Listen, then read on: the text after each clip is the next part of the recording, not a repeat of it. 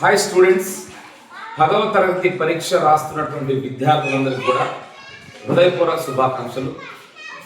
ముఖ్యంగా ఒక 4 మంచి విషయాలు విద్యార్థులకి తెలియజెప్పాలనేటువంటి ప్రయత్నం. మొట్టమొదటిది ఒత్తిడి. ఈ ఒత్తిడి వల్ల దాదాపు 20 నుంచి 30% మార్కుల మీద ప్రభావం ఉంటుంది. మీరేం చదివారో అందులో నుంచి ప్రశ్నలు ఉంటాయి, కాకపోతే వాటిని ట్విస్ట్ చేస్తాం అంతే. కాబట్టి ఎక్కువ ఒత్తిడి పెట్టుకోకుండా హాయిగా ఉండండి. పరీక్ష రోజుల్లో మీరు ఏదైతే చదివారో దాన్నే ఇంకోసారి రివైజ్ చేయండి. కొత్త విషయాలు నేర్చుకోవడం వల్ల ఒత్తిడి ఇంకా ఎక్కువై అది పరీక్ష మీద ప్రతికూల ప్రభావం చూపిస్తుంది. అదేవిధంగా ప్రతిరోజు చదివేటువంటి సమయాన్ని నిర్ణీత విరామాలతో చదవండి.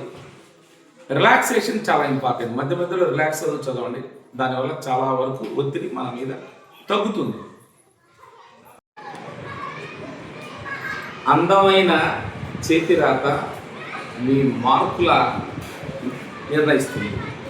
చక్కటి దస్తూరి రాయడం వల్ల పరీక్షల్లో అత్యున్నత స్థాయి మార్కుల్ని పొందవచ్చు. మంచి హ్యాండ్ రైటింగ్తో చూసినప్పుడు ఖచ్చితంగా ఎగ్జామినర్ 5-10% మార్కులు మీరు దోచుకోగలరు.